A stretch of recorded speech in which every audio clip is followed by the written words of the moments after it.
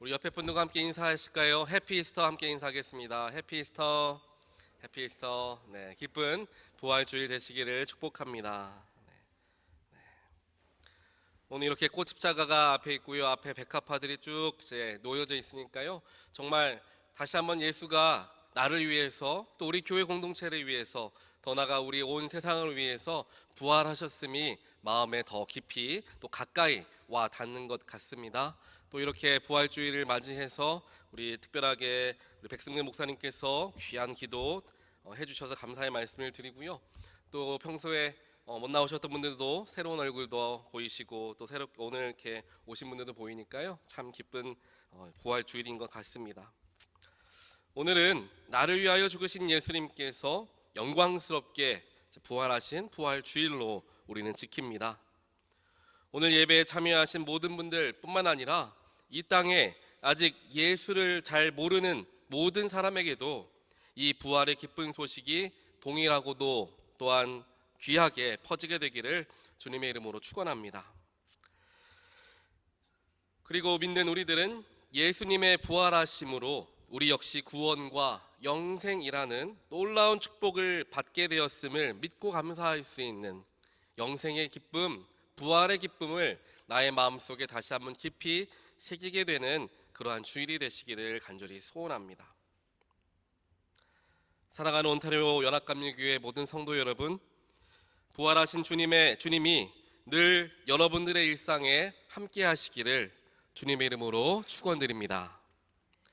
부활하신 주님을 만난다라는 것은 부활의 능력이 우리에게도 동일하게 임하게 되는 것을 의미합니다. 부활의 능력이라는 것은 죽음 가운데, 사망 가운데 있는 것이 생명으로 옮기워지는 것, 슬픔과 낙심과 염려가 가득하였던 나의 삶이 기쁨과 감사함으로 옮겨지고 변화되어지는 것, 그것이 바로 부활의 능력이 함께하는 우리들의 삶이 되는 줄 믿습니다. 우리의 삶 가운데 또한 우리의 일상 가운데 어려움과 또한 힘든 일들이 있다라고 한다면 오늘 예수 십자가를 통하여 부활한 그 부활의 능력을 통하여 우리의 마음에 있는 모든 무거운 짐들이 기쁨과 감사함으로 변화되는 그런 놀라운 일들을 경험하시는 그런 주일 예배가 되시기를 바랍니다. 오래전에 미국의 시카고에 한 미술품 경매가 있었다라고 합니다. 값비싼 미술품들이 다 경매가 다 팔리고 나서 오직 하나의 그림만이 남게 되었습니다. 그 그림은 이름 모를 작가의 그림이었다라고 하죠. 이것은 아무도 사는 사람이 없어서 이 그림을 싸게 14불 75센트에 결국에 낙찰되어서 팔리게 되었다라고 하죠. 그런데 뒤에 알고 보니까 이 그림이 굉장히 유명한 화가인 히랍 화가인 미네르바가 그린 애굽으로 돌아가는 거룩한 가족, 즉 예수님과 함께 가시는 애굽으로 피난을 가는 가족의 그림이었다라는 것이 나중에서야 밝혀지게 되었습니다. 그래서 그게 이탈리아에서 17세기경에 잃어버렸던 도난당했던 작품인데 이렇게 시카고에 나타날 줄은 아무도 몰랐다라는 거죠. 그래서 14불 75센트에 구입하였던 그 그림은 5만 불이라는 큰 돈으로 바뀌게 되었다라는 거예요. 결국에 그 그림이 얼마나 가치 있는 그림이었는지 아니었는지를 분별할 수 있는 사람은 그 그림을 사서 소장할 수가 있다라는 것입니다. 그리고 나중에 그 그림이 더 큰 가치로서 평가될 날들을 기다릴 수 있다라는 사실이죠. 그렇기 때문에 우리의 삶에서도 또한 우리의 영적인 일상 속에서도 진정한 가치는 어디에 있는가에 대하여서 우리는 늘 마음을 기울여 보아야 합니다. 나의 삶에 있는 것들 중에서 가장 가치가 있는 것은 무엇일까 생각해 보는 것이죠. 오늘 말씀 속에서 사도 바울은 결국 고린도 교인들에게 이야기하기를 진정한 가치는 무엇일까 우리가 분명히 알아야 합니다 라고 정확하게 이야기하고 있습니다. 그리고 그 가치 있는 일들을 위해서라면 그 어느 것도 방해가 되지 않는다라는 것을 이야기를 하고 있습니다. 왜냐하면 다른 모든 것을 다 포기한다 할지라도 가장 가치 있고 가장 중요한 것을 얻는 것이 결국 우리에게 가장 유익한 일이라는 것을 사도 바울은 잘 알고 있었기 때문입니다. 그랬기 때문에 사도 바울이 부활하신 예수 그리스도를 만나는 그 순간 예수의 진정한 가치를 알아보게 되었고, 지금까지 세상적인 가치에 얽매여서 살아왔던 자신의 모든 삶을 다 청산하고 진정한 가치가 있으신 예수를 쫓아 평생을 살아갔던 인물이 바로 사도 바울이었음을 우리는 잘 알고 있습니다. 오늘 우리가 읽었던 8절과 9절에 이러한 예수 그리스도라는 그 가치만을 중요하게 여기고 나머지 것들은 그 가치를 위해 얼마든지 사용되어질 수 있는 것이다 라고 생각하였던 이 사도 바울의 모습이 8절과 9절에 자신의 표현으로부터 드러나게 되는 것을 알 수 있습니다. 8절을 보니까 그런데 맨 나중에 다리 차지 못하여 난자와 같은 나에게도 나타나셨습니다. 그만큼 부족한 인물인 자신에게 예수께서 나타나셨다라고 이야기하는 거죠. 9절에서도 그렇습니다. 나는 사도들 가운데서도 가장 작은 사도입니다. 왜냐하면 나는 하나님의 교회를 박해한 죄인이었기 때문입니다. 사도 바울은 자신의 과거에 대해서 숨기지 않았고 감추려 애쓰지 않았습니다. 왜냐하면 오히려 자신의 죄된 과거들이 예수를 만남을 통하여서 선함으로 변화되어지게 되었다라는 것이 예수의 능력을 더 극명하게 드러낼 수 있다라는 것을 알았기 때문에 사도 바울은 자신이 숨기고 싶었던 과거까지도 얼마든지 들추어내 가며 예수를 높일 줄 알았던 인물이었다라는 것을 오늘 말씀을 통하여서도 우리는 보게 되는 것입니다. 사도 바울은 예수를 증거하기 위해서라면, 믿지 않는 자들에게, 예수를 모르는 자들에게 예수를 알게 하기 위해서라면 어떠한 것도 감수할 수 있었던 작정을 한 인물이 바로 사도 바울이었다라는 거죠. 그렇게 예수의 능력, 예수의 은혜를 누구보다도 가장 가슴 깊이 경험하고 깨우쳤던 사도 바울은 10절에서 너무도 귀한 고백을 하게 됩니다. 그러나 나는 하나님의 은혜로 오늘의 내가 되었습니다. 나에게 베풀어 주신 하나님의 은혜는 헛되지 않았습니다. 그 마지막엔요, 그러나 이렇게 한 것은 내가 아니라 나와 함께 하신 하나님의 은혜입니다.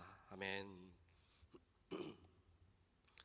사도 바울은 처음부터 끝까지 자신이 이렇게까지 예수의 복음에 대하여서 사람들에게 전할 수 있었고 수많은 교회를 세울 수 있었으며 복음을 전달하는 십자가 전달자로서의 사명을 잘 감당할 수 있었던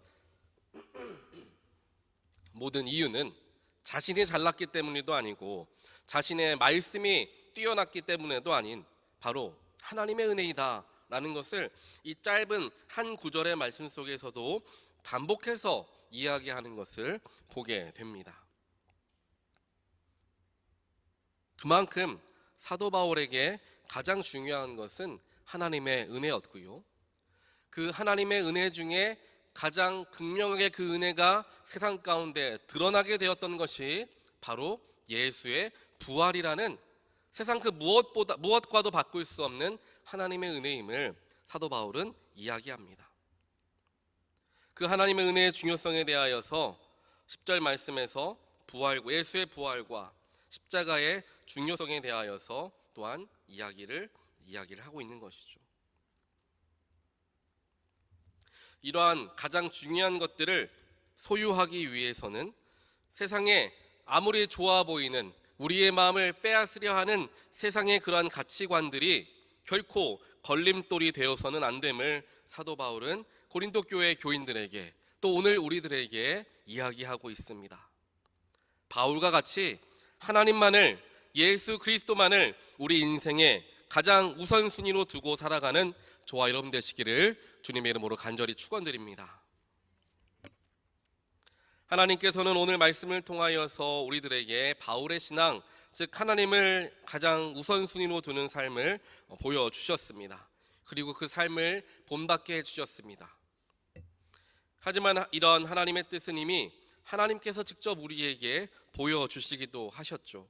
즉 하나님께서는 겉모습을 보고 평가하시는 분이 아니라 마음의 중심, 즉 가치를 보시는 분이다라는 것을 우리에게 성경을 통하여서 알려주셨습니다. 먼저 하나님께서는 이새의 막내 아들 중에 막내였던 다윗을 이스라엘의 왕으로 세우시죠. 볼품이 없고 작은 아들이었던 그 다윗의 진정한 중심을 보셨던 하나님, 그의 가치를 보셨던 하나님께서 그를 이스라엘의 가장 큰 자로 세우셨다라는 것입니다. 왕을 세우는 일을 맡게 되었던 사무엘의 눈에조차도 띄지 않았던 인물이 바로 다윗이었음에도 불구하고 하나님은 다윗의 겉모습이 아닌 마음의 중심을 보셨던 거죠. 그러한 하나님의 판단과 결정으로 하나님이 세우신 다윗 왕은 이스라엘 역사상 가장 위대하고 신실한 믿음을 지닌 왕으로서 지금까지도 존경받고 있는 인물이 되었습니다. 이와 마찬가지로 이번에는 예수님께서도 사람의 겉모습을 보지 않으시고 중심을 보시는 분이심을 성경을 통해서 우리는 알 수가 있습니다. 예수님이 제자로 삼으신 베드로의 모습을 보면 우리는 바로 알 수가 있습니다. 베드로는 어부였습니다. 지식도 없었고 가진 것도 없었고 하루하루 노동함으로 살아왔던, 세상의 기준으로 보았을 때에는 별 볼 일 없었던 사람이 바로 베드로였습니다. 어디 그뿐이었습니까? 성격은 얼마나 거칠고 모진지 모르는 사람이 없을 정도로 그만큼 강했던 인물이 바로 베드로였다, 우리는 잘 알고 있습니다. 하지만 예수님께서는 베드로의 중심을 보시고 그를 제자로 삼아 주셨습니다. 그의 연약함, 그의 부족함, 함께 생활함을 통하여서도 여러 번 발견하게 되었지만 그 연약함을 오히려 귀하게 바라보시고 그를 끝까지 포기하지 않으셨던 예수님의 모습을 우리 모두는 기억합니다. 그래서 베드로가 마지막에 예수를 3번이나 부인하였을 그때에도 예수님께서는 그의 모든 연약함을 용서하시고 그를 오히려 교회를 세우는 귀한 사명에 사용하시게 되었습니다. 하나님의 모습 속에서, 예수의 모습 속에서 우리는 우리의 삶을 어떻게 대해야 하는지에 대한 분명한 가치관을 얻게 됩니다. 배우게 됩니다. 이러한 믿음의 모습을 보였을 때 우리는 우리의 삶에서 어떤 것을 붙들고 나아가야 하는가에 대한 분명한 방향성을 가지고 살아가게 되는데, 그 방향성이 바로 십자가가 되어야 하며 그 방향성이 바로 하나님 예수가 되어야 한다는 사실입니다. 요한복음 20장을 보면 예수님께서 십자가에 달려 돌아가신 후에 제자들이 너무도 낙심되고 너무도 공포에 사로잡혀서 문을 걸어 잠그고 두려워 떨며 숨어 있었던 장면이 기록되고 있습니다. 예수님께서 십자가에 달려 돌아가신 후에 모든 제자들은 두려워했다라는 것입니다. 공포에 사로잡혀 있었다라는 것입니다. 예수님이 죽으셨으니 언제든지 자신들도 잡혀 죽을 수 있다라는 공포가 찾아왔고, 예수님만을 바라보며 지내왔던 3년이라는 세월이 다 사라지는 것과 같은 마음의 허탈함이 제자들의 마음속에 있었습니다. 그랬기 때문에 제자들은 유대 사람들이 무서워서 문을 모두 닫아 걸고 숨어 있었다. 요한복음 20장은 이야기합니다. 그렇게 두려움과 공포가 가득해 있었던 때에, 바로 그 절망의 때에, 그 공포의 때에 부활하신 주님께서 그들 앞에 나타나셨습니다. 그리고 하신 첫 말씀이 너희에게 평화가 있기를 바란다. 그들의 마음에 또 그들의 영혼에 두려움과 공포가 가득한 것을 보신 주님께서 그들에게 평안을 먼저 허락하여 주셨던 것입니다. 부활하신 주님을 만난다라는 것은 우리 안에 있는 모든 두려움과 염려가 평안으로, 화평으로 변화되어진다라는 것을 의미합니다. 상황이 변화되어지는 것이 아니고 주변이 변화되어지는 것이 아니라 부활하신 주님을 만나면 내가 먼저 변화되어지게 된다는 사실입니다. 나의 마음이 변화되어지고 나의 영혼이 변화되어지니까 내 마음속에 잊혀졌던 감사가 나오고 잊혀졌던 기쁨이 솟아나게 된다는 것입니다. 부활의 주님을 만난다는 것이 바로 이와 같이 가장 큰 기쁨이요 또한 축복이 됩니다. 주님을 체험하면 내가 먼저 바뀌게 되어 있습니다. 주님을 만나면 내가 먼저 겸손해지고 내가 먼저 낮아지는 것입니다. 우리가 아직 목에 핏대를 세우고 언성을 높이는 모습을 보이고 있다면 우리는 아직 부활하신 주님을 온전하게 만나지 못했음을 보여주는 것입니다. 겸손하고 양보하고 용서하는, 또 낮아지는 그러한 모습을 우리가 보인다면, 또 그러한 분들을 주변에서 우리가 만난다면 그 속에서 우리는 예수를 발견할 수 있게 됩니다. 이 사람이야말로 예수님과 함께 하시는 분이시구나, 우리는 금방 알 수가 있게 되는 것입니다. 사랑하는 성도 여러분, 오늘 이 자리에 부활하신 예수님께서 여러분들을 만나시기를 원하십니다. 그리고 우리의 마음을 평안 가운데, 기쁨 가운데로 우리의 마음을 인도하시기를 원하십니다. 그 부활의 주님을 붙들게 되는 모든 분들 되시기를 주님의 이름으로 간절히 축원드립니다. 단 한 분도 빼놓지 말고 꼭 그 부활의 주님, 내 마음의 중심에 갑자기 찾아오셔서 우리에게 평화를 선포하시는 그 주님을 꼭 만나시게 되기를 바랍니다. 우리 온타리오 교회에 지체된 모든 성도들께서 이 부활의 주님을 다 만나신다면 교회 안에 양보와 사랑과 섬김과 이해함이, 기쁨이 넘치게 되는 것입니다. 우리의 삶에 진정한 기쁨을 회복하는 길, 우리의 가정에, 우리의 공동체에, 우리의 교회에 진정한 평안을 회복하는 길은 예수를 모시는 것밖에 없다라는 사실을 우리는 반드시 기억해야 할 것입니다. 주님을 만나면 되는 것입니다. 주님을 우리 마음에 모시면 되는 것입니다. 그렇게 부활하신 예수님께서 제자들 앞에 나타나시자, 반대로 이야기하면 두려움과 공포에 떨던 제자들이 부활하신 예수를 만나게 되자 그들은 기뻐하였다, 성경은 이야기합니다. 예수를 만나니까 두려움에 가득 찼던 나의 마음이 기쁨으로 변화되어지게 되더라라는 것입니다. 죽은 줄만 알았던 예수님께서 부활하셔서 우리 가운데 오셨다라는 것보다 귀한 소식은 그들에게 아무것도 없었습니다. 가장 귀한 소식, 가장 듣고 싶었던 소식이 그들에게 찾아왔던 거죠. 그러니까 마음이 기뻐집니다. 마음에 평안이 넘치게 됩니다. 잃었던 소망이 다시금 살아나게 된다는 것이죠. 가장 가치 있고 또한 진정한 기쁨이 되는 것은 어디에서 오는가? 바로 나의 영혼이 사망의 그늘에서 생명의 빛으로 옮겨지게 된 사건, 예수 십자가 부활의 믿음에서부터 온다는 사실을 우리는 반드시 깨달아 알아야 합니다. 이제 우리의 모습을 한번 되돌아보길 원합니다. 지금까지 나에게 있어서 가장 큰 가치는 무엇이었나? 나는 무엇을 바라보며 살아왔나?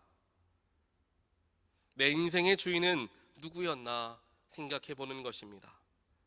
가족일 수도 있고요, 나 자신일 수도 있으며 또한 물질이 될 수도 있습니다. 만약 그러한 것들이 우리의 삶의 1번을 차지하고 있다면, 그리고 어느 날 갑자기 가장 우리가 중요하다 여겼던 그 1번이 우리에게서 사라지게 되었을 때 우리는 어떻게 되겠습니까? 넘어질 수밖에 없습니다.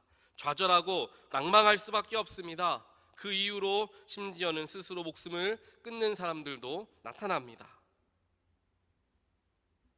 오늘 우리 안에 있는 주인의 자리, 우리 마음의 중심의 자리를 예수님께 내어드리게 되기를 소원합니다. 나의 인생에 예수만이 1번이 되기를 간절히 바랍니다. 그때 세상의 그 어떤 조건들도 문제가 되지 않습니다. 물질이 조금 부족해도 하나님이 함께 하시기에 기쁘고 감사합니다. 건강이 조금 약해져도 하나님이 힘을 주시기에 감사할 수 있습니다. 자녀들이 좀처럼 나의 마음 가운데 또한 부모의 마음처럼 되지 않는다 할지라도 하나님이 그들과 함께 하실 것을 믿기 때문에 또 감사할 수 있게 되는 것입니다. 이렇게 마음의 중심이 든든히 서 있어야 우리는 환난 가운데 어려움 속에서 흔들리지 않게 됩니다. 오늘 부활하신 예수를 만난 모든 분들께서는 우리의 마음속에 그 예수가 온전한 왕 되심을 인정하고 믿고 신뢰하는 모든 분들 되시기를 바랍니다. 그래서 부활의 기쁨이 나의 삶을 변화시키는 기쁨이 되게 하시고 또한 부활의 기쁨이 우리의 모든 것을 바꾸게 되는 놀라운 축복으로 임하게 되기를 바랍니다. 함께 기도하겠습니다. 사랑의 하나님 감사합니다. 오늘 이렇게 부활 주일에 나를 위하여 십자가 지신 그 예수께서 사망에서 생명으로 옮겨지시는 놀라운 축복을 우리에게 허락하시고자 몸소 사망을 이기시고 새로운 생명으로 나아가신 예수 그리스도를 만나게 하신 하나님의 은혜에 감사합니다. 우리는 이 시간 이 자리에 참여한 예배에 참여한 모든 자들의 마음속에 부활 예수가 함께하는 놀라운 축복이 임하게 되기를 간절히 원합니다. 나와 함께 하시는 부활 예수로 말미암아 나의 삶이 변화되어지고 나의 가정이 변화되어지며 우리 공동체와 교회가 변화되어지게 되어서 나의 삶에 또한 우리 공동체의 가장 중요한 가치는 하나님이십니다. 예수님이십니다. 선포하며 나아가는 우리 모두가 될 수 있도록 주님께서 우리의 중심에 함께 하시고 우리 마음 가운데 세상에 줄 수 없는 놀라운 평안을 허락하여 주시옵소서. 이 모든 말씀 예수 그리스도 이름으로 간절히 기도드리옵나이다. 아멘.